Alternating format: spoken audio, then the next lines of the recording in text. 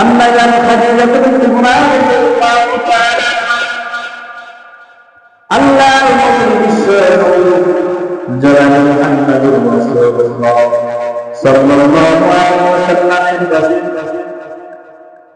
মা খাদিজা বিনতে খুয়াইলিদ বিবাহের প্রস্তাব দিলেন। আল্লাহর নবী বিশ্ব নবী জনাব মুহাম্মদুর রাসূলুল্লাহ সাল্লাল্লাহু আলাইহি ওয়াসাল্লামকে বিবাহের প্রস্তাব দিলেন।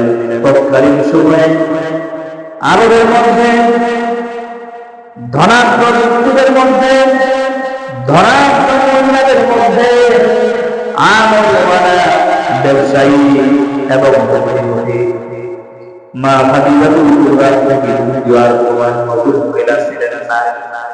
ও মা বলে আপনাদের উদ্দেশ্যে বলেছি, কেমন ঈমান কেমন ভয় কার রাসূলের স্ত্রী উম্মুল মা খাদিজাতুল কুবরা তৎকালীন সময়ে আমাদের মহিলার জন্য আত্মগতি ছিলেন, মহিলা ছিলেন, নারী ছিলেন এবং বুদ্ধিমত্তা আমল আখলাকের দিক থেকে অনেক ধরনের ছিলেন, ব্যবসায়ী ছিলেন। এতটা সত্ত্বেও রাসূলের কাছে প্রস্তাব পাঠালেন, আল্লাহর নবী আপনাকে বিবাহ করতে চাই, আপনার সাথে বিবাহ করতে চাই। এই সময় আল্লাহ রাসূল বলেন, ও খাদিজা, আমি একজন গরীব মুসলমান, আমাকে তুমি বিবাহ করবে, এর উদ্দেশ্য কি? তুমি তো অনেক সম্পদওয়ালা, অনেক সম্পদশালী ছিলা, অনেক বড় ব্যবসায়ী, অনেক দিনদার পড়াশোনা, আমি মুহাম্মদকে তুমি বিবাহ করবে, এটা কিভাবে সম্ভব? রাসূল সাল্লাল্লাহু আলাইহি ওয়াসাল্লাম যখন তাকে প্রস্তাব দিলেন, দেওয়ার পরে মা খাদিজাতুল কুবরা তাকে জিজ্ঞাসা করা হলো। তারপরে ওই সময়ে রাসূলকে যখন তিনি বিবাহের প্রস্তাব দিলেন, ওই সময়ে মা খাদিজার কাছে 40 মণ স্বর্ণ তার কাছে বিদ্যমান ছিল। একজন মানুষের কাছে 40 মণ স্বর্ণের অলংকার থাকায় 40 মণ স্বর্ণের অলংকারের মালিক ছিলেন। এরপরে রাসূলকে তিনি বিবাহের জন্য প্রস্তাব দিলেন। দেওয়ার পরে বিবাহ বন্ধনে আবদ্ধ হয়ে রাসূলের সাথে তার হওয়ার পর থেকে ওই মা খাদিজাতুল কুবরা তার 40 মণ স্বর্ণের সবগুলো আল্লাহ রাসূলের কাছে দান করে দিয়ে দিলেন। সুবহানাল্লাহ। এবং তিনি বললেন, এই যে 40 মণ স্বর্ণের অলংকার আপনাকে আমি দিয়ে দিলাম, ইয়া রাসূলুল্লাহ, ইয়া হাবিবাল্লাহ, আপনি এই স্বর্ণগুলোকে আল্লাহ রাস্তায় ভালো দিনের কাজে কি করে দেন, দান করে দেন, করে দেন, আল্লাহ রাস্তায় দান করে দেন। এটা বলে সবগুলি আল্লাহর নবী জনাব মুহাম্মদুর রাসূলুল্লাহ সাল্লাল্লাহু আলাইহি ওয়াসাল্লামের কাছে দিয়ে দিলেন। বিবাহের কাজ সম্পন্ন হয়ে গেল। বিবাহের কাজ সম্পন্ন হয়ে যাওয়ার পর আল্লাহ রাসূল সাল্লাল্লাহু আলাইহি ওয়াসাল্লাম বিভিন্ন জিহাদের মধ্যে হিজরতে চলে যান, জিহাদে চলে যান। মা খাদিজাতুল কুবরা প্রিয় স্বামী তাকে কি পরিমাণ ভালোবাসে, কি পরিমাণ মহব্বত করেন, এই আলোচনার মাধ্যমে স্পষ্ট হয়ে যায়। আল্লাহ নবী যখনই জিহাদ থেকে হিজরত থেকে বাড়িতে ফিরে আসেন, আল্লাহ নবী বলেন, আমি যত রাত্রে আসি না কেন, যত রাত্রে আসি না কেন, আমার খাদিজা আমার দিনের জন্য আল্লাহর জন্য কি পরিমাণ সময় করেছে, কি পরিমাণ ত্যাগ স্বীকার করেছে বলে আমি যখনই খাদিজা আমার পাশে ছিল একটা রাত এমন হয় না আমার দরজায় একবার খাদিজা আমার দরজা খুলে দিয়েছেন। সুবহানাল্লাহ। এরকম ভাবে রাসূল সাল্লাল্লাহু আলাইহি ওয়াসাল্লাম বলেন, গভীর রাতে বিভিন্ন জায়গা থেকে ভ্রমণ করা খাদিজা আমার সারাটা রাত জেগে জেগে রাত পড়া, সারাটা রাত অপেক্ষায় থাকেন। রাসূল বলেন একটা রাত এরকম হয় না যে 2 রাত করতে হয়েছে। একবার সঙ্গে খাদিজা সঙ্গে তার দরজা খুলে দিতে। তারপরে মা খাদিজাকে জিজ্ঞাসা করে, ও খাদিজা, তুমি কি একটা রাত্রেও ঘুমাও না? একটা রাত্রেও এরকম হয় নাই যে দ্বিতীয়বার দরজায় লক করতে হয়েছে? প্রথমবার দরজায় লক করার সঙ্গে সঙ্গে তুমি দরজা খুলে দিয়েছো। এরপর আম্মা জান খাদিজাতুল কুবরা রাদিয়াল্লাহু তাআলা আনহা বলেন, ইয়া রাসূলুল্লাহ, ইয়া হাবিবাল্লাহ, আপনি যখন বাহিরে থাকেন আমি আশঙ্কায় থাকি কখন জানি আমার প্রিয় স্বামী আল্লাহর নবী বিশ্বনবী জনাবে মুহাম্মদ রাসূলুল্লাহ সাল্লাল্লাহু আলাইহি ওয়াসাল্লামকে কখন জানি ঘাতকের আঘাত করে, কখন জানি তার উপরে অত্যাচার করে, তার উপরে জুলুম নির্যাতন করে। এই টেনশনে আমি কখনোই পুরো রাত্রে আমি ঘুমাই না, যতক্ষণ না পর্যন্ত বাহির থেকে আপনি ভিতরে ঘরে ফিরে না আসেন। আমি খাদিজা আমার বিছানা নাই, আমি কখনোই ঘুমাইতে যাই না। সুবহানাল্লাহ।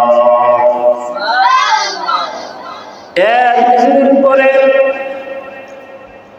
রাসূল মা খাদিজাতুল কুবরার সাথে কথা বলতেছেন।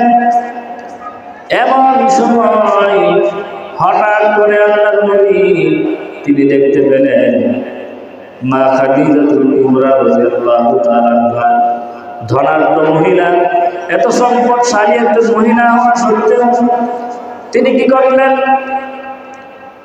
রাসূল তার সাথে কথা বলতেছেন, এমন সময় আল্লাহর নবী বিশ্বনবী সাল্লাল্লাহু আলাইহি ওয়াসাল্লাম হঠাৎ করে তিনি দেখতে পেলেন মা খাদিজাতুল কুবরা তার শরীরে এমন কাপড় পরিহিত, এমন কাপড় পরা। তিনি লক্ষ্য করলেন এমন কাপড়, এমন ছেঁড়া তালিযুক্ত কাপড় দেখলেন যে আরো একটা তালি দিয়ে ওই কাপড়কে সেলাই করবে, এরকম একটা জায়গাও ফাঁকা নাই। খাদিজার গায়ে এরকম কাপড় দেখে রাসূল তার চোখ বেয়ে বেয়ে পানি পড়তেছে, পানি ঝরতেছে। মা খাদিজাতুল কুবরা সেই সময় এমন ধনাঢ্য একজন ব্যবসায়ী ছিলেন, বুদ্ধিমতী একজন মহিলা ছিলেন। ইসলামের জন্য, দ্বীনের জন্য এরকম ভাবে তার সব কিছু বিসর্জন দিয়েছেন, বিলীন করে দিয়েছেন। ছেঁড়া ফাটা কাপড়, তালিযুক্ত কাপড় পরিহিত অবস্থায় রাসূল যখন তাকে দেখলেন, খাদিজাকে দেখলেন, দেখার পরে রাসূলের চোখ বেয়ে বেয়ে পানি পড়তেছে, পানি ঝরতেছে।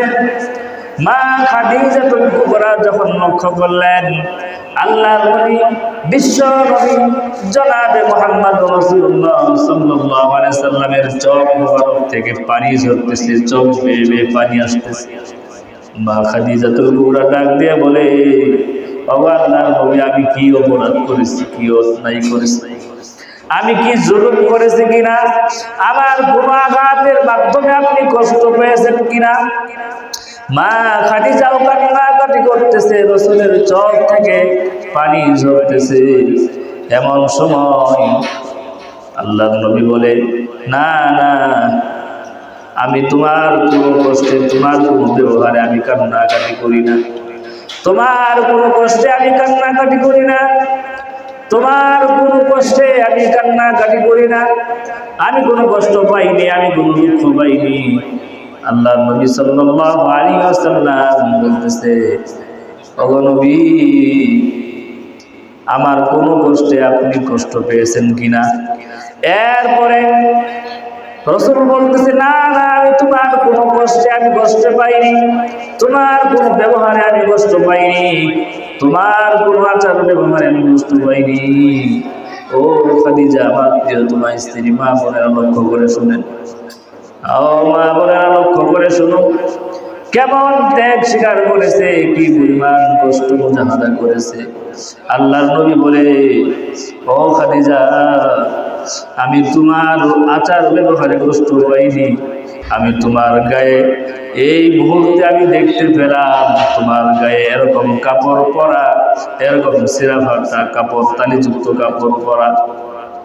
ও খাদিজা, তুমি যদি ইচ্ছা করো মুহূর্তে অনেক কিছু দামি দামি কাপড় আমি তোমাকে দিতে পারি, তুমি দামি দামি কাপড় নিতে পারো। ও খাদিজা, তুমি এমন একজন বৃত্তশালী ধনাঢ্য মহিলা, আর তোমার গায়ে এরকম ছিঁড়া ফাটা কাপড়, তুমি যদি আমাকে বলতা, ও খাদিজা, আমি তোমার জন্য কত ভালো ভালো কাপড় তোমার জন্য ব্যবহার করতাম, তোমার জন্য ভালো কাপড়ের ব্যবস্থা করতাম। রাসূল কান্নাকাটি করে, মা খাদিজাও কান্নাকাটি করে। রাসূল বলে, ও খাদিজা, তুমি আমার কাছে কি চাও? তুমি কোন জিনিস আমার কাছে চাও? আমার কাছে বলো। তোমার এই ছেঁড়া কাপড়, এই দালিযুক্ত কাপড় দেখে আমি কষ্ট, আমার চোখের পানি এসে গিয়েছে।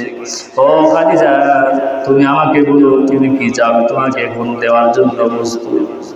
মা খাদিজাতুল কুবরা রাদিয়াল্লাহু তাআলা আনহা, তিনি রাসূলের কাছে কোনো কাপড় চাইলেন না, কোনো সম্পদ চাইলেন না, কোনো কিছুই চাইলেন না, একমাত্র তিনটা আবদার, তিনটা দাবি করলেন। ইয়া রাসূলুল্লাহ, ইয়া হাবিবাল্লাহ, আমি আপনার কাছে কিছুই চাই না, এই তালিযুক্ত কাপড় পেয়েও আমি খুশি আছি, সন্তুষ্ট আছি। মা খাদিজাতুল কুবরা রাদিয়াল্লাহু তাআলা বললেন, ওগো আল্লাহর নবী, ওগো আমার প্রিয়তম স্বামী, আমি আপনার কাছে তিনটা জিনিস চাই। এই তিনটা জিনিস আপনি আমাকে দিবেন। সেই তিনটা জিনিস হলো, সেই তিনটা জিনিস আমি যখন দুনিয়া থেকে বিদায় নিয়ে চলে যাব, দুনিয়া থেকে আমি বিদায় নিয়ে চলে যাব, ওই মুহূর্তে আমি জাহান্নামকে অনেক ভয় পাই, জাহান্নামকে আমি অনেক ভয় পাই, জাহান্নামের আগুনের ভয় পাই আমি। ওগো আল্লাহর নবী, আমি আপনার কাছে তিনটা জিনিস চাইবো, আপনি দিবেন। এক নাম্বার জিনিস হলো, মা খাদিজা টাকা পয়সা চাইলেন না, কাপড় চাইলেন না, সম্পদ চাইলেন না, একমাত্র তিনটা জিনিস চাইলেন। তার মধ্যে এক নাম্বার জিনিস হলো, আল্লাহর নবীর কাছে বললেন, ও আল্লাহর নবী, আমার প্রিয়তম স্বামী, আমি যখন দুনিয়া থেকে বিদায় নিয়ে চলে যাব, দুনিয়ায় থাকবো না, সেই সময়, সেই মুহূর্তে আমাকে যখন দুনিয়া থেকে আপনি বিদায় জানাবেন, বিদায় দিবেন, ওই মুহূর্তে আমি আপনার কাছে একটা আবদার করলাম। সেটা হলো, আপনার যে পরিহিত জুব্বা রয়েছে, আপনি আমার জন্য কাপড়ের কাপড় ক্রয় করবেন না, কাফনের কাপড় আপনি ক্রয় করবেন না। আপনার যে গায়ে জুব্বা রয়েছে, এই পরিহিত জুব্বা আমি খাদিজার জন্য কাফনের কাপড় হিসাবে আমাকে পরিহিত করাবেন। এই জুব্বা পরিহিত করে আমাকে আপনি দুনিয়া থেকে বিদায় জানাবেন।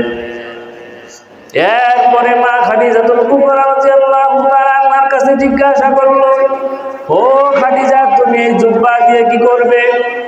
মা খাদিজাতুল কুবরা ডাক দিয়ে বলে, ও আল্লাহর নবী, আমার প্রিয়তম স্বামী, আমি এই জন্য এই কথা বললাম, এই আবদার আমি এই জন্য করলাম যে আমাকে যখন কবরে রেখে আসবেন, জাহান্নামের আগুনের এরকম দুঃসাহস নাই, এরকম সাহস নাই, যেই শরীরে, যেই গায়ে আল্লাহর নবী বিশ্ব নবী জনাবে মুহাম্মদুর রাসূলুল্লাহ সাল্লাল্লাহু আলাইহি ওয়াসাল্লামের পরিহিত জুব্বা গায়ে থাকবে, আমার আত্মবিশ্বাস, আমার এটা বিশ্বাস, ওই শরীর কখনোই আল্লাহ তাআলার জাহান্নামের আগুনের রসুলের পরিহিত জুব্বা তার গায়ে থাকার কারণে ওই শরীর এবং ওই জুব্বাকে আল্লাহ তাআলার জাহান্নামের আগুন কখনোই পুড়তে পারবে না।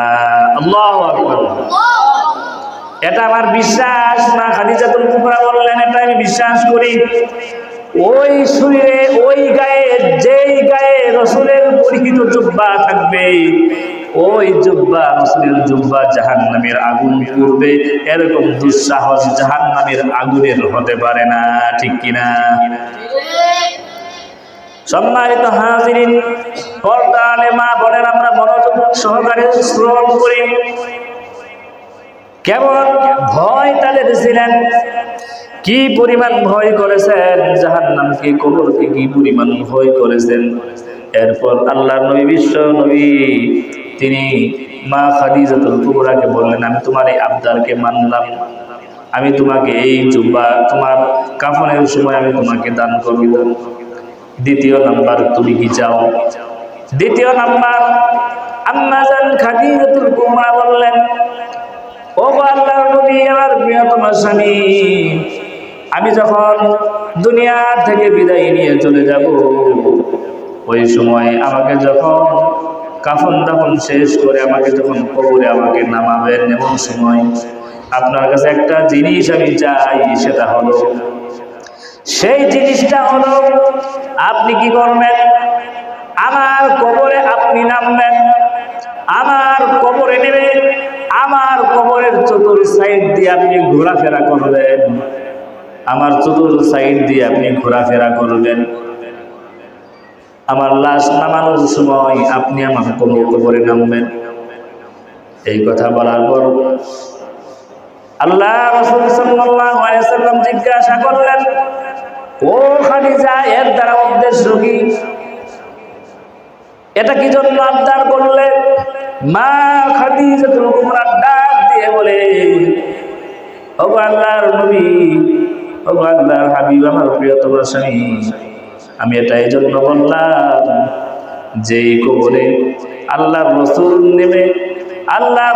নেমে যেই কবরে চতুর সাইড দিয়ে ঘোরাফেরা করবে, আমি কবরকে, আখিরাতের প্রথম ঘাঁটি হলো কবর, এই কবরকে আমি অনেক ভয় পাই। কোরআনের মধ্যে পড়েছি, কোরআনের মধ্যে এই কথা পড়েছি, কবর যারা পাপ করবে, গুনাহ করবে, আল্লাহর হুকুম মানবে না, রসুলকে মানবে না, রসুলকে বিশ্বাস করবে না, বিভিন্ন রকমের অন্যায় অবিচার করবে, জুলুম করবে, জিনা করবে, পাপী তাপী বান্দা বান্দি, এদেরকে আমি কোরআনে পড়েছি। কবর আখিরাতের প্রথম ঘাঁটি, সেই ঘাঁটির মধ্যে, ওই কবরের মধ্যে যারা আসামি, যারা পাপী, এদেরকে কবর চতুর্পাশ থেকে চাপ দিয়ে মানুষের হাড্ডি গুন্ডিগুলোকে একটা আরেকটার ভিতরে ঢুকে যাবে। নাউজুবিল্লাহ। একটা হাড্ডি আরেকটা হাড্ডির সাথে কবরে চাপ দিয়ে এমন কষ্ট তাদেরকে দিবে, একটা হাড্ডি আরেকটা হাড্ডির সাথে ঢুকে চূর্ণ বিচূর্ণ হয়ে যাবে। বলি নাউজুবিল্লাহ। আমি কবরকে ভয় পাই। ও আমার স্বামী, আল্লাহর নবী, এটা আমি এই জন্য বললাম, আমার কবরে চতুর সাইড দিয়ে আপনি হাঁটবেন। আমার আত্মবিশ্বাস, আমি বিশ্বাস করি, সেই কবরের প্রথম ঘাঁটিতে যখন আমাকে রেখে আসবেন, এমন সময় আমার একটা বিশ্বাস, আপনি যদি আমার কবরের চতুর সাইড দিয়ে আপনি হাঁটেন, চলাফেরা করেন, তাহলে আমার এটা বিশ্বাস, ওই কবর, ওই কবরের মাটি কখনোই ওই কবরের বাসিন্দাকে চতুর সাইড দিয়ে কখনোই চাপা দিতে পারবে না। সুবহানাল্লাহ।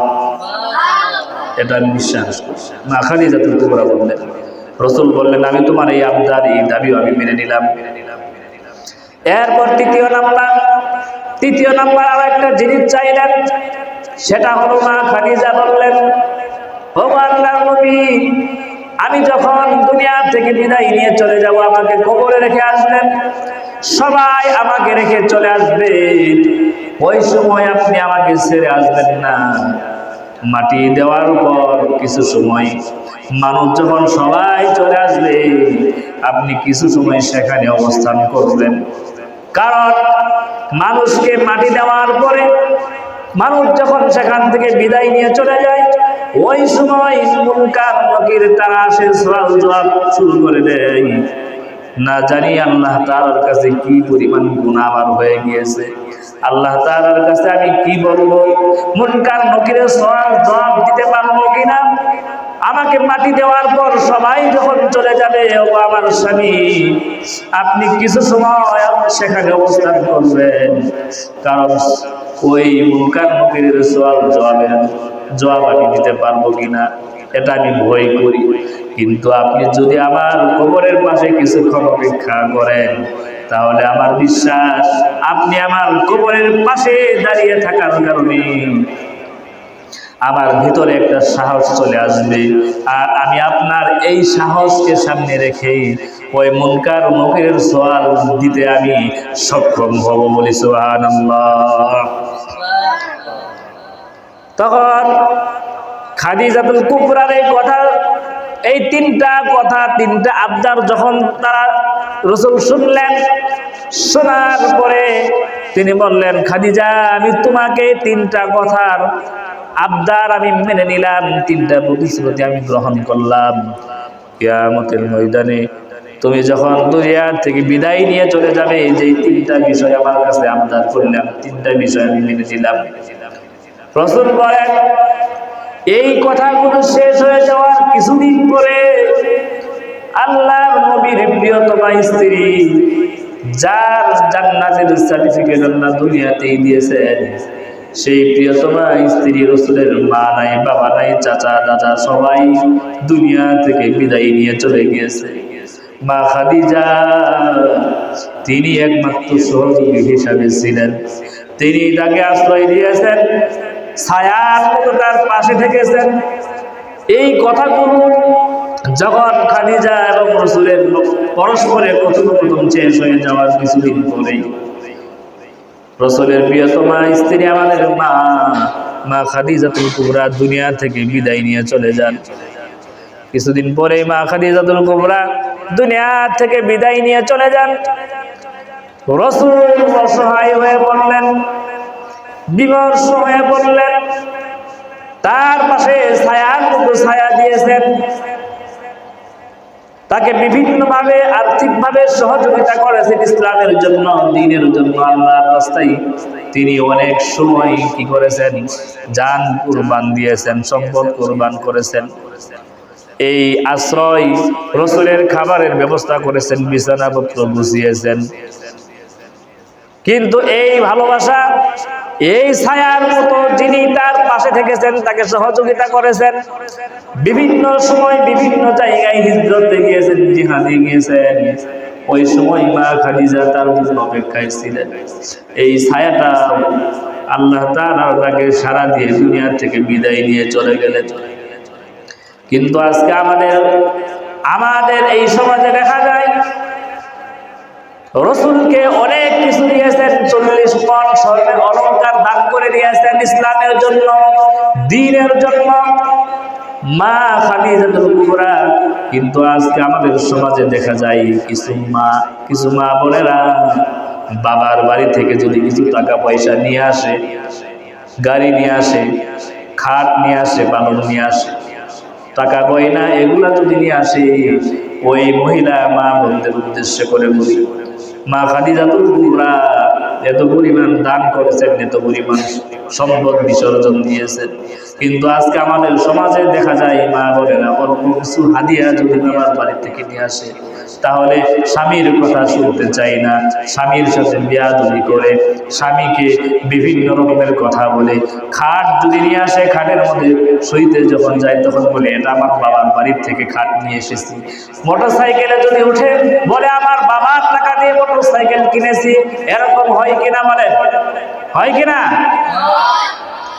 এরকম ভাবে স্বামীর সাথে বেয়াদবি করে, অন্যরকম আচার ব্যবহার করে, ও মা বোনেরা, যাই নিয়ে আসেন কি না কেন, স্বামীর সাথে কখনোই বেয়াদবি করা যাবে না। এইগুলো আমাদের উম্মতের মা রাসূলের স্ত্রী, তাদের জীবন, তাদের করণীয়, তাদের জীবন কাহিনী, এইগুলা আপনারা পড়ুন এবং শ্রবণ করুন, এই অনুভূতির জীবনকে পরিচালনা করুন।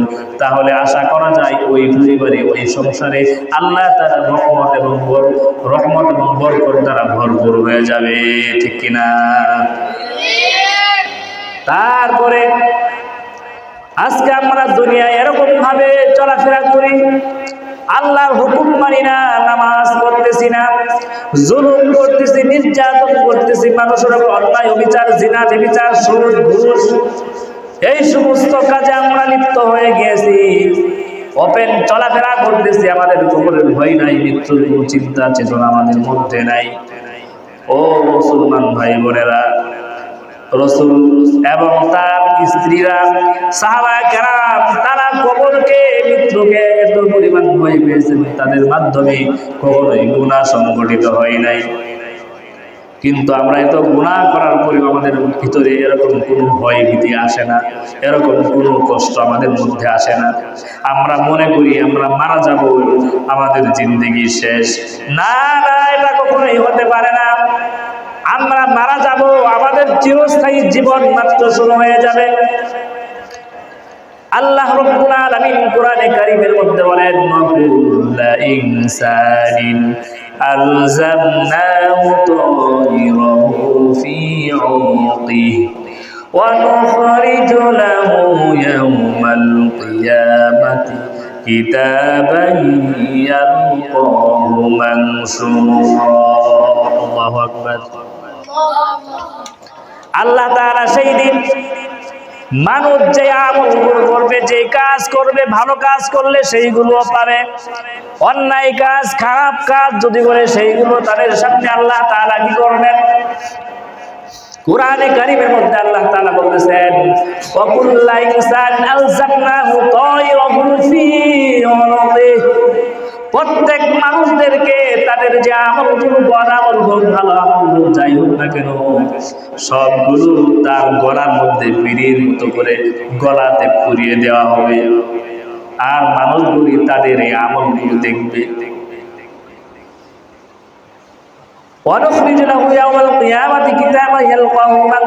মানুষের কাছে সব কিছু স্পষ্ট হয়ে যাবে।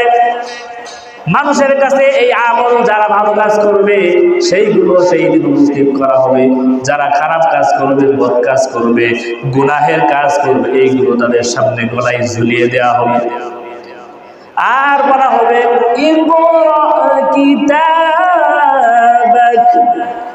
কাফা বিনাফসিকা ইয়াওমা আলাইকা হাসিবা। আল্লাহ তাআলা বলেন, ইকরা কিতাবাক কাফা বিনাফসিকা ইয়াওমা আলাইকা হাসিবা। সেই দিন আল্লাহ তাআলা মানুষদেরকে বলবে, ও আমার বান্দা বান্দীরা, তোমরা যে আমল করতে, তোমরা নেকির কাজ, বদ কাজ, যাই করো না কেন, সব কিছু তোমাদের সামনে তুলে ধরা হলো, তোমাদের সামনে পেশ করা হলো, তোমাদের আমলগুলো করে নাও। আর এই সমস্ত বান্দা বান্দীরা, তারা তাদের এই আমলগুলো পড়বে, ইকরা কিতাবাক পড়বে, আর আফসোস করবে, আর কান্নাকাটি করবে, রুনাজারি করবে। আয় আফসোস, আমাদের কাছে কোরআনের কথা বলা হতো, রাসূলের কথা বলা হতো, আল্লাহ তাআলার বিধানকে মানার জন্য নির্দেশ প্রদান করা হতো, কিন্তু আমরা বিশ্বাস করি নাই। অন্যায় করেছি, জুলুম করেছি, জিনা করেছি। আজকে তো সব কিছু আমাদের সামনে স্পষ্টভাবে আমাদের সামনে প্রকাশ করা হয়েছে। মানুষগুলো আমলগুলো করবে, আর আফসোস করবে, কান্নাকাটি করবে, রুনাজারি করবে। ও ভাইয়ার আমার, বোনেরা আমার, মনোযোগ দিয়ে শ্রবণ করেন। সেই দিন যতই কান্নাকাটি করি না কেন, যতই রোনাজারি করি না কেন, কোনোই কাজ হবে না, কোনোই লাভ হবে না। যা কিছু করার এই দুনিয়ায়, এই জীবিত থাকা অবস্থায় আমরা ভালো হয়ে যাই, আল্লাহ তাআলার বিধান মানি, কোরআন মানি, রাসূলকে বিশ্বাস করি, ভালোবাসি, তাহলে আশা করা যায় সেই দিন কিয়ামতের ময়দানে চিরস্থায়ী জীবন আমাদের জন্য সফল হবে, কামিয়াবি হবে। সুবহানাল্লাহ। আর যদি না করি সেই দিন আল্লাহর কাছে আমরা ধরা খেয়ে যাব। আল্লাহ তাআলা আমাদেরকে পাকড়াও করবেন, আমাদেরকে ধরবেন। কেননা সেই দিন মানুষগুলো আফসোস করবে। আল্লাহ তাআলা বলেন, ইয়া লাইতানি মা লিহাদাল কিতাব।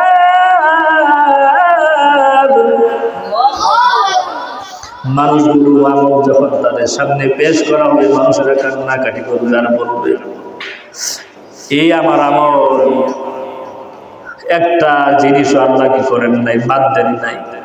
মা লিহাদাল কিতাব লা ইগাদিরু সগীরাতাও ওয়ালা কাবীরা ওয়ালা কাবীরাতান ইল্লা আহসাহা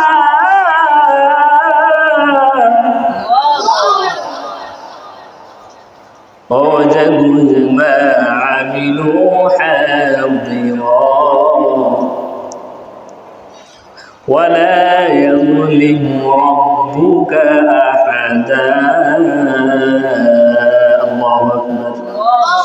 মানুষগুলির সামনে যখন মানুষরা বান্দির সামনে আল্লাহ তাআলা সেই দিন তাদের সমস্ত আমলগুলোকে তাদের সামনে পেশ করবে, মানুষেরা দেখবে আর বলবে, এই আমল কি করেছি, আমার সময়গুলো নষ্ট করেছি। আলেম ওলামারা আমাদেরকে বলতো, হেদায়েতের কথা বলতো, আমরা বিশ্বাস করতাম না। আমাদের কোরআনের কথা বলতো, হাদিসের কথা বলা হতো, আমরা শুনতাম না, মানতাম না। অন্যায় করতাম, জুলুম করতাম, অবিচার করতাম, গরিব অসহায়ের অত্যাচার করতাম। সেই দিন যতই আফসোস করি না কেন, আল্লাহ তাআলার বিধান মানলাম না, রাসূলকে ভালোবাসলাম না। সেই দিন আলেমদের পক্ষে কথা বলি নাই, কোরআনের পক্ষে কথা বলি নাই, কোরআনের বিরুদ্ধে কথা বলেছি, উলামায়ে কেরামের বিরুদ্ধে কথা বলেছি, রাসূলকে নিয়ে কটূক্তি করেছি। এখন আমাদের আফসোস আর আফসোস।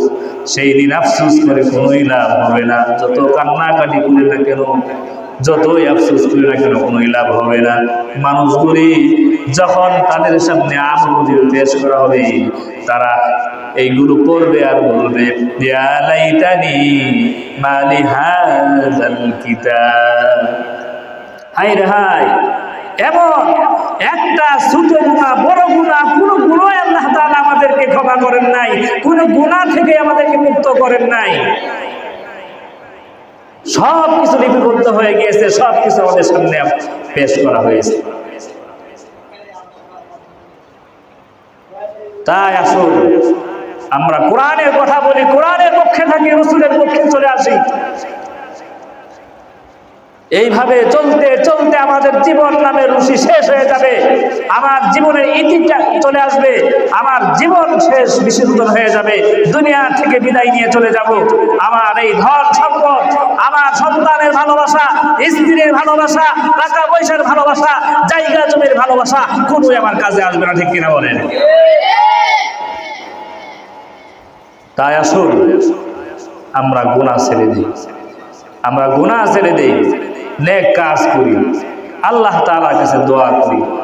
এখন থেকে এই প্রতিজ্ঞা করে নেই, এই অঙ্গীকারবদ্ধ হয়ে যাই, আজ থেকে, এখন থেকে যখনই উলামায়ে কেরামের বিরুদ্ধে কথা বলা হবে, উলামায়ে কেরামকে নিয়ে কটূক্তি করা হবে, কোরআনকে নিয়ে কটূক্তি করা হবে, কোরআনের বিরুদ্ধে কথা বলা হবে, রাসূলের বিরুদ্ধে কথা বলা হবে, রাসূলকে নিয়ে কটূক্তি করা হবে, স্বয়ং আল্লাহ রাব্বুল আলামিনকে নিয়ে কটূক্তি করা হবে, আমার দেহে এক ফোঁটা রক্ত বিদ্যমান থাকা অবস্থায় ওই সমস্ত কুলাঙ্গার বাটপারদের বিরুদ্ধে আমরা সোচ্চার হব এবং তাদেরকে এক ফোঁটা রক্তে আমাদের দেহে থাকা অবস্থায় কোরআনের বিরুদ্ধে, রাসূলের বিরুদ্ধে, স্বয়ং আল্লাহর বিরুদ্ধে, উলামায়ে কেরামের বিরুদ্ধে একটা কথা তাদের জবান থেকে বের হতে দেব না।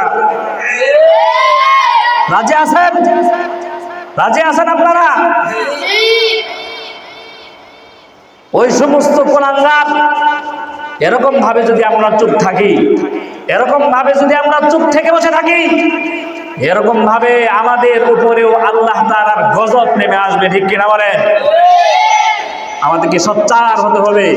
ওই সমস্ত বাটপার সিটার তাদের বিরুদ্ধে রুখে দাঁড়াতে হবে, না হলে তারা আমাদেরকে এরকম ভাবে আস্তে আস্তে ধীরে ধীরে তারা আমাদের প্রজন্ম এরকম ভাবে সারা পৃথিবী থেকে ইসলামকে ধ্বংস করে দেওয়ার জন্য তারা চালাবে।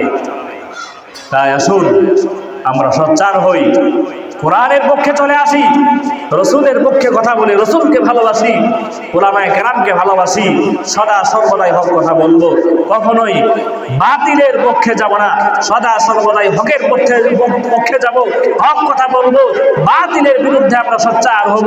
নয়তোবা আল্লাহ তাআলা যেইভাবে আযাব গজব বিভিন্ন রাষ্ট্রে চলে আসতেছে, আমাদের এই বাংলার জমিনেও চলে আসবে। এই সমস্ত যুবক ভাইয়েরা এই মাহফিলের আয়োজন করেছেন, আমি তাদেরকে সাধুবাদ জানাই, ধন্যবাদ জানাই যে তারা এরকম দিনী কাজে আরো বেশি বেশি করে অংশগ্রহণ করুক। আল্লাহ তাআলা তাদের এই শ্রমগুলোকে তারা এই শ্রম এই মাহফিলের কাজে না দিয়ে, এই দিনী মজলিসের কাজে না দিয়ে গুনাহের কাজে তারা দিতে পারতেন, কিন্তু আল্লাহ তাআলা তাদের ভালাই চেয়েছেন। এই সমস্ত যুবকদের মেধাকে, এই সমস্ত যুবকের টাকা পয়সা শ্রমকে আল্লাহ তাআলা পছন্দ করেছেন, বিধায় তারা আজকে এই মাহফিলের আয়োজন করেছেন। আমরা সকলেই এই সমস্ত যুবক ভাইদের জন্য দোয়া করব, আল্লাহ রাব্বুল আলামিন যেন তাদেরকে এই সমস্ত দ্বীনি কাজ, এই কোরআনের কথা, এই সমস্ত দ্বীনি মাহফিল, এই সমস্ত বেশি বেশি দিনের কাজ আল্লাহ তাআলা আমাদের সবাইকে এবং যারা এই আয়োজক যুবক ভাইয়েরা এই মাহফিলের আয়োজন করেছেন তাদেরকে এই সমস্ত দিনের কাজে আরো বেশি বেশি করে অংশগ্রহণ করার তৌফিক আল্লাহ দান করুন। সকলেই বলি আল্লাহুম্মা আমিন। وآخر دعوانا الحمد لله رب العالمين. السلام عليكم ورحمة الله وبركاته.